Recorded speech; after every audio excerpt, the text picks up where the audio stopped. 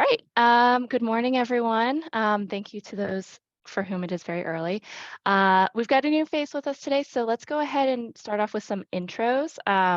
We can do name, pronouns if you're comfortable, maybe location, and maybe like, I don't know, like a song you've been listening to recently. It could be an old favorite or something you've been listening to recently. It's just like a song that you like. Or you can skip that if you don't have one that comes to mind. It's early. I'll go first. I'm Caitlin, she, her pronouns, based in the Washington, D.C. area. And I have been listening to Carly Rae Jepsen's new album this week, and I really like. She's got a song called "Talking to Yourself." It's catchy. I'll put it in the Slack, so if you want an earworm, you can listen to it. I will popcorn it to Nuria. Hi, good morning. My name is Nuria. I am from Boston, Massachusetts area, and recently I've been listening to Stranger Things song because of my kids. They watch the series. Yeah. And I'll pass to Patrick. Hi, I'm Patrick. He, him pronouns. I'm from the greater LA area. And a song I've been listening to a lot is Love Music by Earth, Wind and Fire. Popcorn to Caitlin. Hi, I'm Caitlin. I am also she, her. And I am usually based in Toronto-ish area in Canada. But right now I am at my granddad's house in England. Oh, wow. I will popcorn it over to Volha. All right. Good morning and good evening for Caitlin. My name is Rosa. I am she, hers. I am based in the area. And I have been listening to a Stranger Things song as well because I really like that cover. And I also like another cover by Shiva. So I really like that song. And I've also popcorned it to Mira. Hi, I'm Mira. I'm from New York. My pronouns are she, her, and I'll popcorn it to George. Thanks, everybody. So I'm George, he, him pronouns. I'm from Fall River, Massachusetts, so southernmost Massachusetts. Lately I've been listening to Britney Spears' new song, which I hope signals a new comeback for her after our tough couple of years for her. So, because she was always great. Anyone else not? Did anyone else not go? Oh, I'll pass it to Andrew. Yeah, Andrew. He, him pronouns, and I'm in Portland, Oregon, so that's why it's so dark outside. 7 o'clock in the morning here. Yeah, I've been listening to the new Taylor Swift album. That's not true, actually. I haven't actually, but I hear it's great, and I just don't listen. I always kind of forget to listen to music. So like when I used to be a manager at Zapier, and I'd have meetings all day long, and I couldn't listen to music because I was always on Zoom calls. But now I have whole days where I don't even have meetings at all in my new role. But I still forget to like fire up Spotify. So maybe I should set a reminder for myself to do that. Anyway, great to meet you all. Thanks for having me on here. I'm just gonna, watch your demos and then, let you get on with things. But yeah, thanks for having me on. Thanks for joining us, Andrew. Happy to have you. All right. Yeah. And those songs, if anyone wants to share them in our Slack thread after our call, I'm sure we all would love to check them out. All right. So we're going to get started with our demos. Is there a pair that would like to volunteer to go first? We can probably go first. Yeah. Nice. Love it. All right. And who's going to kick it off from this pair? I can share the screen. All right. Sounds good. Take it away. Put up our code here. Let me make that wider. Thumbs up, can you see? Cool. Yep. Okay. So we did the issue this week for creating a redirect if the list is empty to help users find their way to the add item page so they knew how to start the list. Oh, hold on. Sorry, I have to move my Zoom boxes because they cover my screen. There we go. On the list JSX we created a bit of a conditional. We basically just said, like, if there's nothing here, then we're going to say, oh, your shopping list is currently empty. Add your first item. And when they click on that, then it would link them over to the add item page.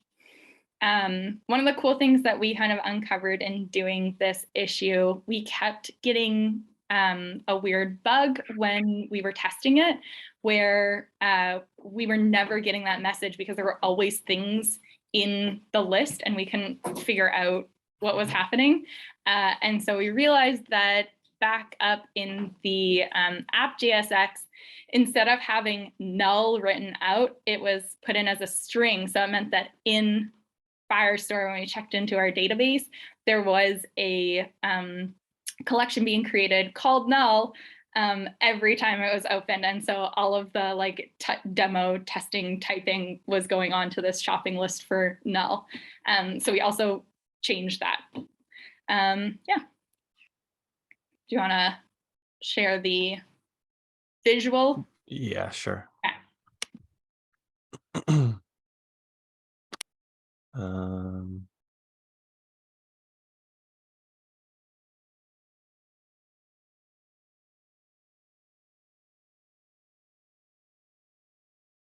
Is it good? Yep, we can see you. So by changing the string of null to the data type of null, when you don't have anything in your local storage, you'll be sent to the home screen, which will make it a lot easier for you to create a list. And if you don't have any token in your local storage, you'll have your shopping list is currently empty. And if you click on add your first item, you'll get sent to the add item page and you can just add in anything. Oh, it didn't add because I didn't create a list. And then milk. And then you have your list. Beautiful.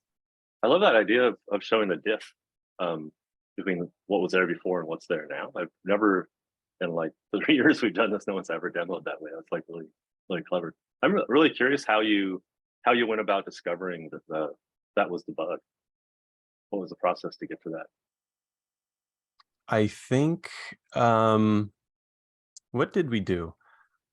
Well, we went there was into something wrong. Yeah, we went into local storage and noticed that like the value for the token was null, like a string. And we went to like the Firestore collections and noticed that there was a value called null, or a collection called null. So we deleted that and then we realized, oh, okay, there's a collection named null. So then we just changed it to the data type of null and got it working. yeah, because I think at first when we went into local storage and saw null, we were like, weird, and just deleted it from there. And we were like, that should fix it. And so then when it didn't, we were like, wait a minute. And that's, yeah. Nice. Way to figure that out. That's a kind of a subtle bug. Very cool. Yeah, that's really good practice of debugging. That's a really good skill to have, is being able to find the problem and just follow the thread until you can identify how to fix it. Yeah, very nice job, y'all. Anyone else have any questions or comments about this issue? Beautiful. Okay. I know that there was some questions about the styling of the button, and we kind of decided that we're gonna wait until we've had some conversations about design as a team before we get too crazy in the styling. So yeah, very nice job with that. All right, and we'll pass it over to Nuria and Mira, who's gonna start us off with this demo.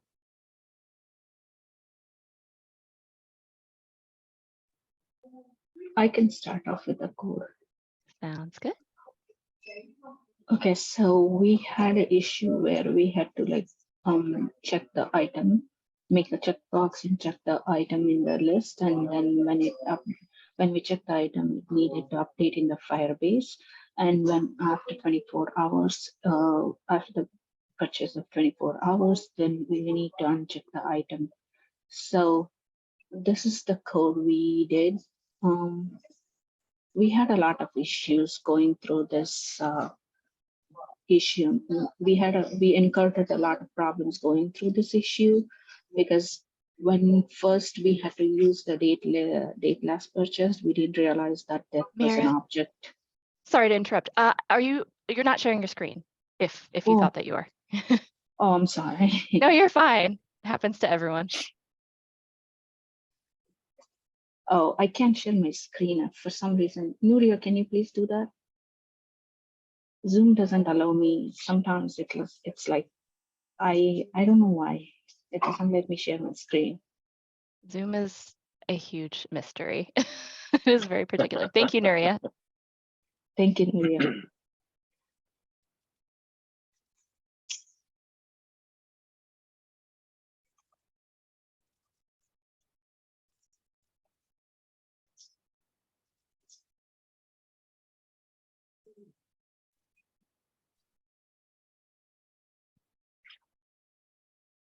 Yeah, can you scroll over all the way to list item.jsx? Yeah, here. When we were trying to like check the item, can you scroll down, please, Maria?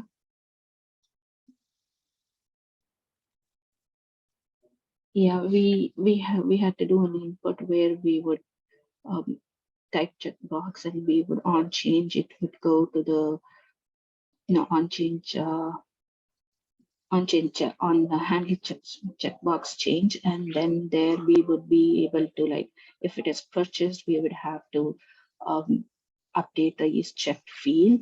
So while we were doing that, we encountered a lot of problems where when we check, it was not updating in the database. So what our problem was, we weren't updating the hook set is purchased in so that it updates in the database.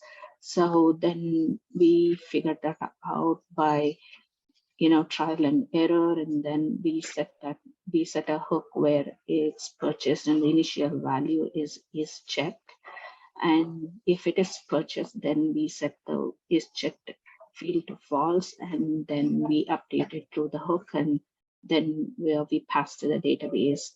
So we also had another issue with where finding the date, and we didn't realize like the date was in like milliseconds, and the date lapse purchase was an object where we were not accessing. There was two properties called nanoseconds and seconds. So when we were trying to do the date last purchase, it was giving a weird value. So we console logged it, and then we found out that, oh, date last purchase is an object. So we had to like take the property of seconds. So then what we did was, since we had to convert everything into milliseconds, we used the date.now object. So from the date object, we used the date.now method, and we have it gave the value in milliseconds. So also we had to like convert this date last purchase that was in seconds to milliseconds. So we did that millisecond in a day, where we like multiplied the 24 hours, 60 minutes, 60 seconds, and 1000 milliseconds, and got the value. And then we like subtracted both the value and got the current milliseconds. So we had to use the time lapse and then check against the milliseconds, and then we were like, okay, if this works, so we had like, okay, then we can change to uncheck after like 24 hours. That was about it for us. And also, like, after we like pushed it, Volha like checked, and she mentioned that when we create a new list item, it was not updating in the Firebase. So what we did was, can you scroll all the way down to Nuria? To the list, yeah, right here. yeah, what we were doing was we were passing like ID as a template, literal template. So we had to like change it as a, make it as a string, so that when we do the checkbox, when we like check the checkbox, it doesn't change the value in the Firebase. So that was giving a lot of problems. So then we figured out that, oh, this means I don't need to send it as a value or a template literal. So we can just use it as a string. And then all our issues were solved. And I just want to give a huge shout out to you for figuring that out so quickly and coming up with solutions. Good debugging skills. Thank you.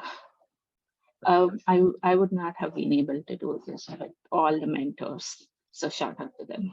Yeah, no, thank you. We were cut off with the errors, with the logic. And let me show our working solution. Here is a list. We shown in a local terminal, like local environment, because we have a merge conflict and our managers want to, after the meeting, walk us through how to properly deal with it. That's why right now we're showing in a local environment. So here is a list of my list, and let me put the Firebase.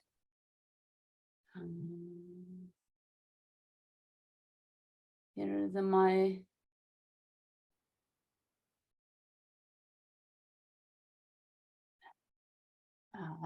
sorry.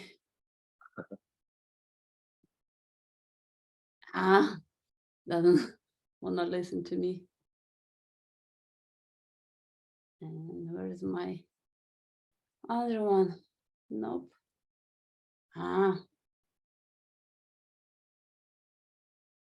Sorry, let me stop sharing and find my file. I'm a little bit new to the. Even very experienced people, when you're doing a live demo, it's bound to happen. Don't worry, Nuria. I'm like commands to convert it from Windows to Mac. Oh yeah, that's also hard to get used to. Yeah, that's gonna screw you every time.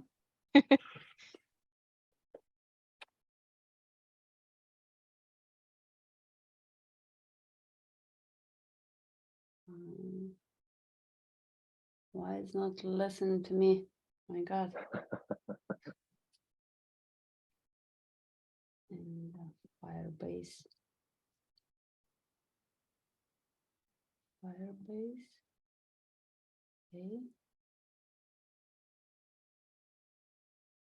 Okay, I'm ready to share my screen. Yay. Here we go. Here's my list, and here's my database for the list. So currently shampoo is unchecked. So it has a check if false since I never purchased it. It date last purchase, it's still now. But if I press, I want to purchase it. Here it updates, and right now it's checked true. And let me show for the pen. Since I purchased it last night and still less than 24 hours and shows as checked. Yeah. If I put a, where is it? Oh. Here, check is true, but also I can uncheck it and become false. Well, that's interesting, though, because it didn't change the date last purchased back to whatever the previous date was, right? Yeah. So it's still keeping a memory that maybe to like for users to know when the last purchase, at least to remember. I'm trying to think if that's gonna, because it's it's gonna use, like, there's a a future issue where you're gonna start calculating which things should be at the top of the list, and it's gonna need that date to be accurate for the last time the person purchased.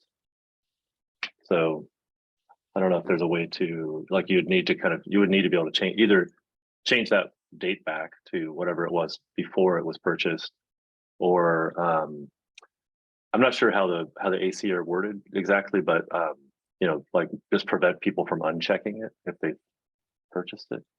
You know, one or the other, but Okay, we'll work on it. Yeah, maybe we'll file a bug ticket or something to work on that sometime. When people have, whoever's available can work on that. Yeah.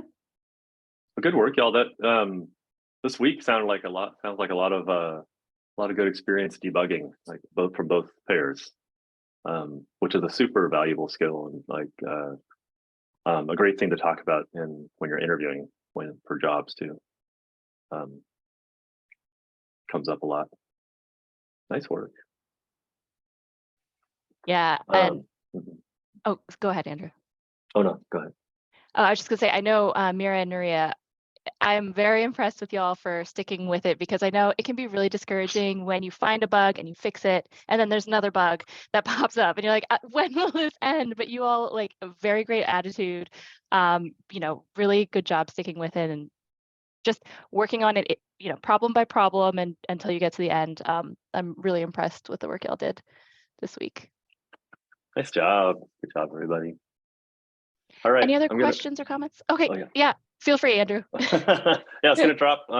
Great to kind of see you all again, and yeah, nice work. And I'll probably pop in at your last meeting, just kind of see the final product too. But if you have any, you know, any kind of questions, or you know, just want to chat or connect on Zoom, not Zoom, on LinkedIn or whatever, please do. Otherwise, yeah, we'll see you around Slack. Thanks, everybody. Thanks for joining, Andrew. Yeah. All right. Nice job demoing for a new person, also, everyone. That can be scary. So well done, keeping your cool. Were there any other questions or comments about any demos before we move on to retro with George? Okay, nice job, everyone. Give yourselves a round of applause. Oh, yes, go ahead. Yeah, well, like when we were doing our issue, I had the same question like Andrew said about the dateless purchase, because it was not mentioned in the issue. We did not go through it. So is that an issue, like we had to put it to null or something like that? I wouldn't worry too much about, like, if you feel did something wrong. I think it's just like sometimes when you finished an issue, you're like, oh, this is something this is an edge case we didn't account for in the AC. So maybe it's a thing where we, the Collab Lab, maybe we want to update the AC to address that specific edge case. So I don't think y'all did anything wrong. We'll file a bug that this is an edge case we didn't account for. Let's account for it now. Like if a user is unchecking something, that probably means that they're like unbuying it. So we'll like revert the date last purchase, but it's something we didn't account for when we were in development or in reviewing the PR. So it's not anything y'all did wrong. It's just, you know, it happens during development. And sometimes when you're demoing, that's always when the bugs come up. So don't worry about it. You'll get used to it. But very good question, Vera. Did anyone else have any questions? But I think there could be even like 2 edge cases coming from that, because if I'm unchecking, does it mean that I returned it, or does it mean that I just need to purchase more? So, you know, it kind of squeezed from there. Yeah, that's a really good point. Yeah, maybe we'll want to discuss, maybe we'll create a ticket and we can have some discussion on the ticket about what we want to define as our acceptance criteria for that edge case. Yeah, cool. All right, I'm going to pass it over to George to lead us in retro. Yeah, thank you. I noticed that there's a new previous action items section. Did we want to tackle that before or after we actually like fill out the issues? I think it's up to you. We can, if you want to address it first, or if you want to direct people to like maybe address it while they're filling out the board. Yeah, that's fine. It's your call. All right, cool. So yeah, so same format more or less as the last time. So it's pretty self-explanatory. So you have the kudos section, what went well, what could be improved, and at the end we'll try to record action items for all of our stuff, so that we can actually, like, put some of this stuff into practice. So I think we'll probably do the same thing as last time. I'll give like 5 to 7 minutes for people to kind of just fill this out, and we'll kind of go through them all. The only addition that you'll probably see right here is that we have a previous action items set up. I think it probably is a good idea to just kind of go through this. Yeah, we could probably go through this first, and after, like, we've kind of recorded everything, to see how close to that we've gotten, to see. Yeah, that way, we're not forgetting about action items every single time we do a retro, because that can fall through the cracks. So let me see. I've never used the timer app, so we'll see how well this works. Oops, did I just break that? Oh. One moment.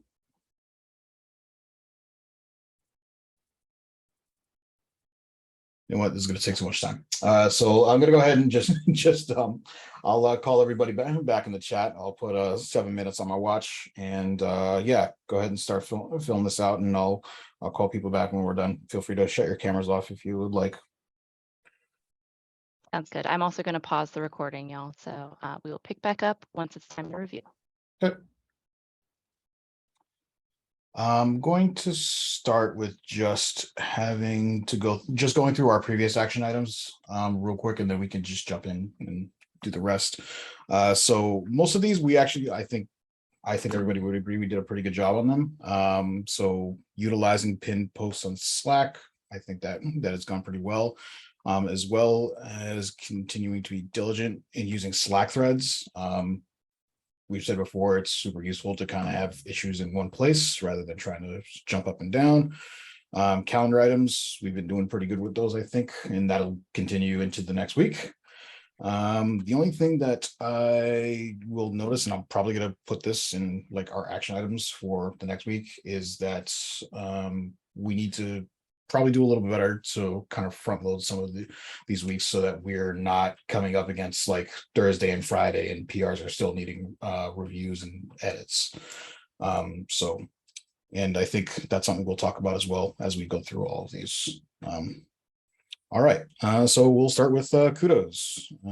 So first one's for me. So huge shout out to everybody for hitting up the Slack channel for questions and blocking issues. I think I probably recorded this at least twice, because it's really important to go in and ask questions and not spin your wheels. That I can't say that enough. I really can't. Who's next? Nuria. I want to say thank you for all the mentors to support during the week, because we really need it and much appreciated your time. Thank you very much. We couldn't figure out without you. Thank you. Thank you. So next one is Caitlin. Go for it. Yep. Just y'all crushed the debugging this week. Very impressed with that. Well done. Cool. Very much so. So yeah, next one is Caitlin Lewis. Go for it. It was awesome this week to know that Patrick had my back when I just straight up committed everything to the main channel. And so working that out took pretty much the same amount of time as we spent on the actual issue. So yeah, it's nice. It's nice having team collaboration where, like, I know like in issues past too, like the person that I'm working with, like you work on it truly together, where you know that you're in it together, which is nice. Thank you. So next one is from me. Again, it's great collaboration and debugging from the pairs this week. You did a really good job of trying to work together and kind of catching each other's stuff before bigger issues happen, and that's always great to see. Next one is Mira. Go for it. Yeah, I would like to give a huge thanks and appreciate all the work you and your time the mentors put in for us in resolving our issues. It was a really big thing for us that all three of you helped us. So thank you once again. Cool. Thank you. So next is Patrick. Yeah, shout out to Mira and Nuria for managing their frustration. I'm assuming Friday night isn't fun. Thursday night isn't fun to be working on bugs and issues. So yeah, happens a lot more often than you would think, but it is not fun. You're right, 100%. Next one is Caitlin. Go for it. Yep, just shout out to you, George, for getting our repo nice and protected and seeing a need for it and jumping right in. That will be very helpful in the future to avoid those Git issues. Yeah. So yeah, Oh, next that's one me is too. yep. Yeah, sorry. Yeah. Yeah, shout out to Volha for being like super responsive this week and helping with issues. And I know she had office hours, and but also outside of that, she was just really helpful this week. Thank you. So next one is for me is shout out to people tackling daytime issues. Daytime issues, especially in JavaScript, is a pain in the ass, excuse my French, but it causes so many issues, and yeah, it can be hard to tackle. It seems easy, but it can quickly become not easy. Next one is for me again. Shout out to Vol for jumping in and help people with issues. Super responsive. I love that. Next one is from Vol. Yeah, so I finally was able to find the right report. I just want to give a huge shout out for getting them set. I know it could be really challenging and frustrating when things don't work out right away, and it could be tempting to, to fall back and feel defeated. And I just really love the energy and how they just jumped into solving the problem, and they got it so quickly and so efficient, and the ability to ask the right questions, and the debugging skills just very great. I'm very impressed. 100%. Everybody was really good this week with that. All right, so we'll go into what went well. Who is this? That's for me. Communication was great this week. I really appreciate people jumping in and using Slack. Again, I'm going to repeat that again and again, because especially in distributed environments, over communication is key. So yeah. Next one is Kayla. Go for it. Basically ditto. Yeah, communication was amazing, positive, and whenever you have questions, jumping in and letting us know ahead of time. Yeah, great skill to have. Yeah, and I think I said again, I'm going to repeat this. People ask questions when they have them, because I can't repeat that enough. Next one is from Caitlin. Yeah, same idea of just like I feel like the communication in Slack and between team members and between mentors and everything was like so speedy and effective. So it's nice. You didn't have to wait long. Thank you. Next one is from Mira. Yeah, I feel like I'm repeating the same thing, but yeah, shout out to all Volha and Caitlin to jump in whenever we ask for help, and George, you were so helpful on the Slack to sending messages and what to do and what is the right way to do. Thank you so much for that. Glad it helped. Last one is from Caitlin. Yep, this has been said before as well, but really impressed with how well y'all dealt with bugs this week. Very nice job. There is one more. I can just say that in what went well, I really liked how team members supported each other, because no one works alone, and having a great support within the team is very important, and it can go a big way in the success of the project as well as success of individual contributors. So really love that. Yeah, 100%. Thank you for saying that. Cool.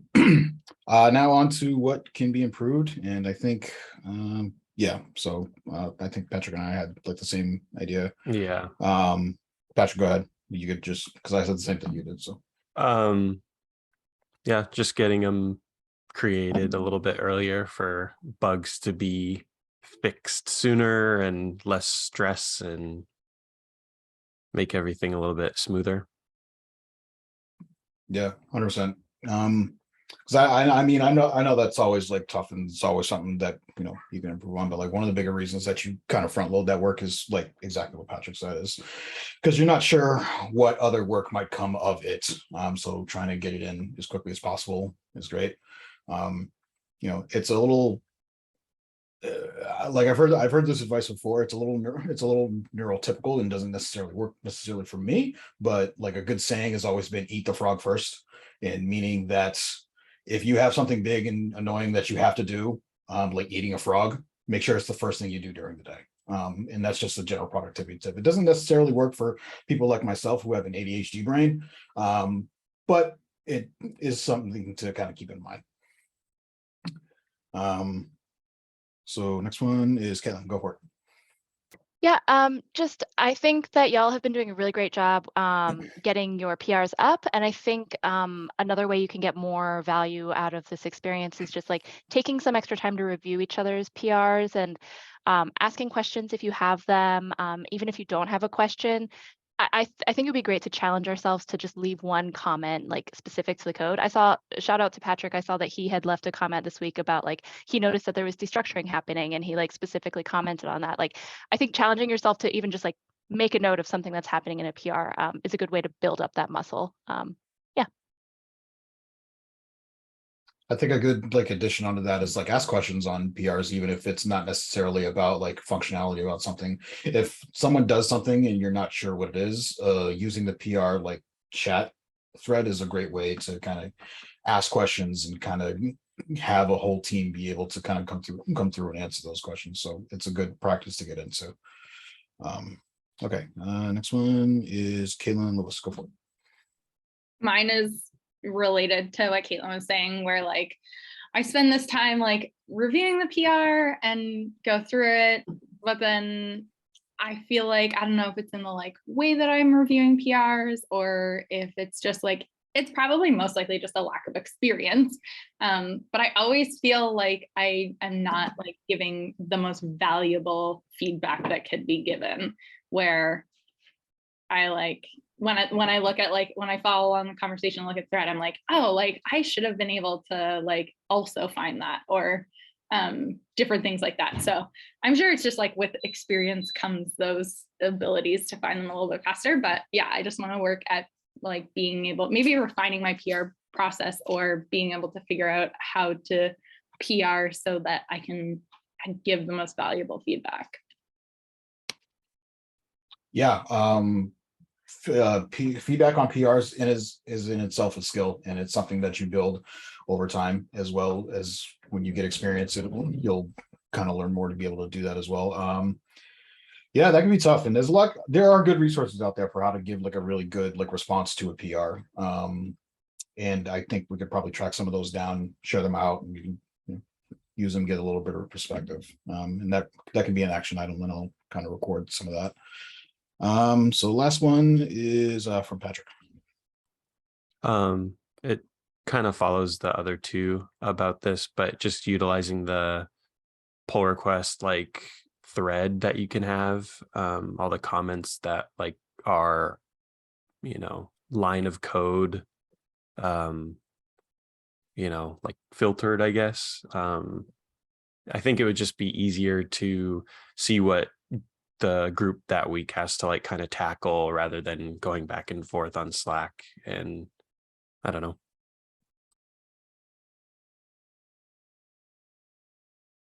Yeah, no, that makes sense to me. I kind of think the way I think about it is like if it's something to do with a PR, it should probably be on GitHub. I mean, if there's a quick question that not everybody needs to know, you can hit up someone really quickly on Slack. But really, those kind of conversations should be like in GitHub. It makes sense to me. That way, everyone can see it.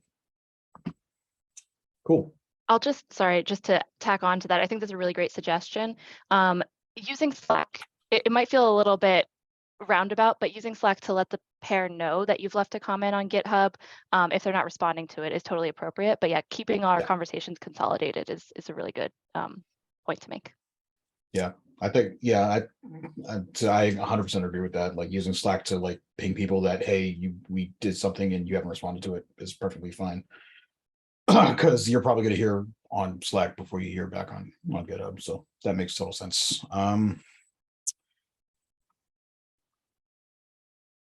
So I'm just going ahead and recording a couple of action items. So from like this conversation very quickly, do we think we need any additional action items from anyone else that I might not be thinking of?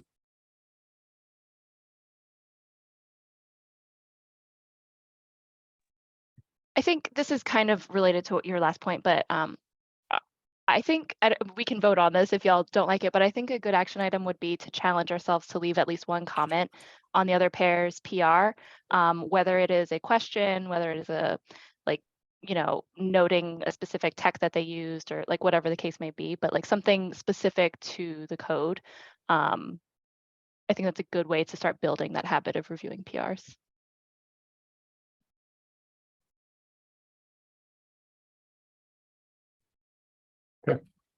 Sounds good to me. So yeah, we don't have tons and tons of time, so I just want to kind of get through this. So unless anyone has any other action items, we can jump into issues. And I think who's leading that? Is that Volho? Is that you? I am, yes. Let me share my screen with you.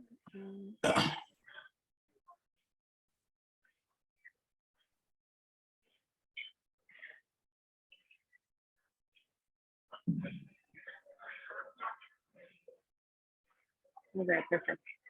So the 6 pairs are Ewan, Caitlin, and Maria and Patrick, and there are 2 issues that we have, and it's issue number 9 and issue number 10. And since it's super loud in where I am right now, I would ask if someone would please volunteer to read the description of them for me.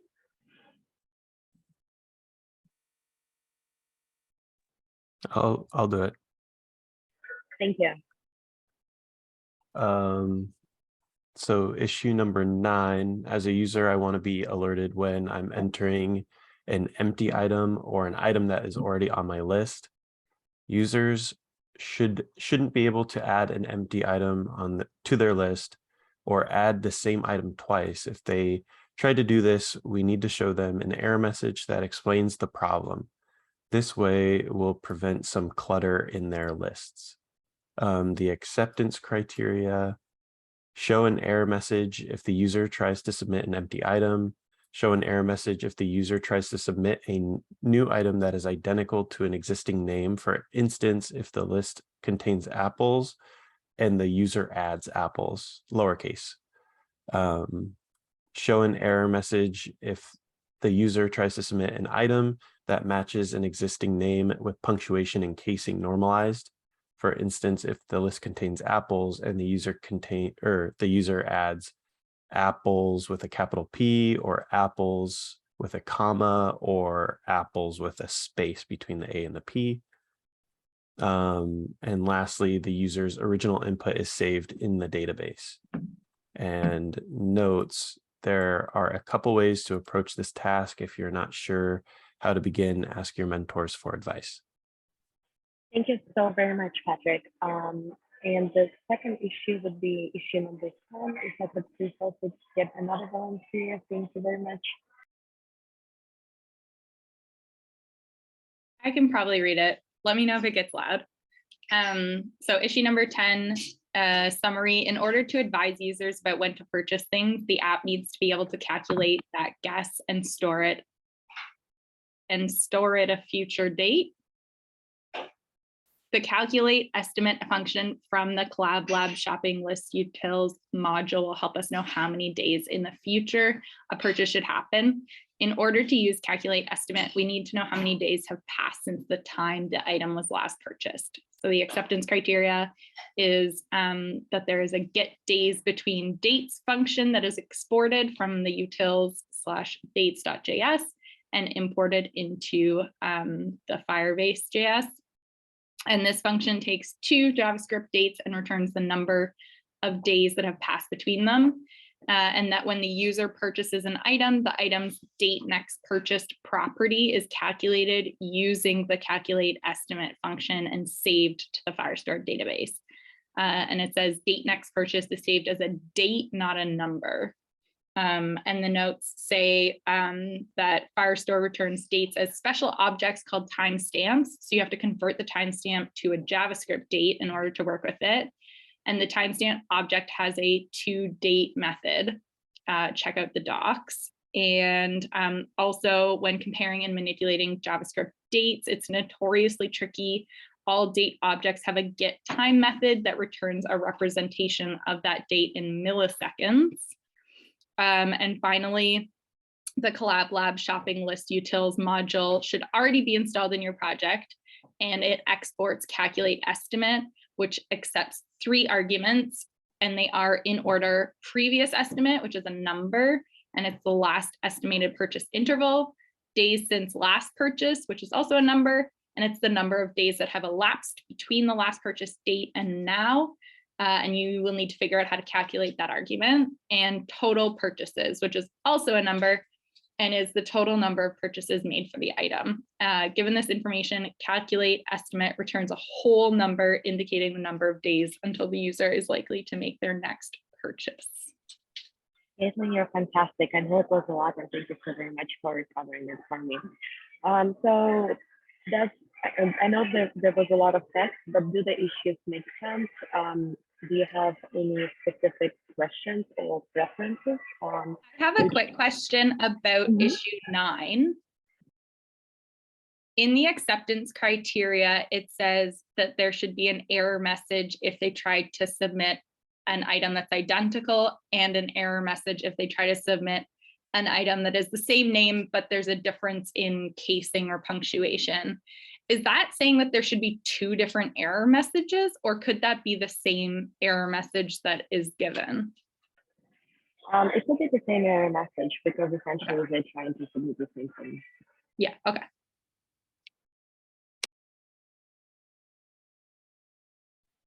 All right, does any player have a preference on which issue to work on? I feel like Mira or Nuria should have first pick on whether they want to continue down the date issue. I feel like that's only fair after this week. Oh, good, Caitlin. I think me and you are paired this week. Yeah, no, but I'm saying like between you and Nuria, because one of the issues like carries on with the date issue. I feel like between the 2 of you, you should pick if one of you wants to stick with that, or if one of you needs a break from it. I mean, if you're okay with it, we can go with issue 10. Okay, let's do it.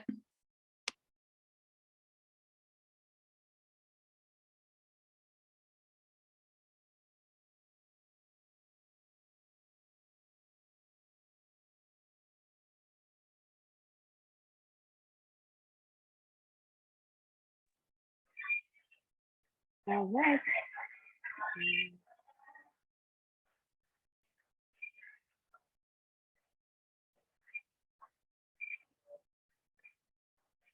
All right, fantastic. And as always, if you read through and you're not sure where to start, or just want to poke someone's brains and validate like some of your ideas, please reach out to mentors. I'll be happy to help. Also talk to each other, let us know how we could be the best help to you. And I will also create a thread on Slack for you to communicate about the issues. Are there any last minute questions?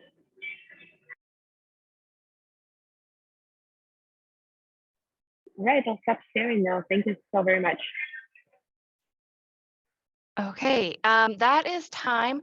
I am going to hang around a bit if anyone is available and wants to walk through that merge conflict, but I'm going to end the recording right now.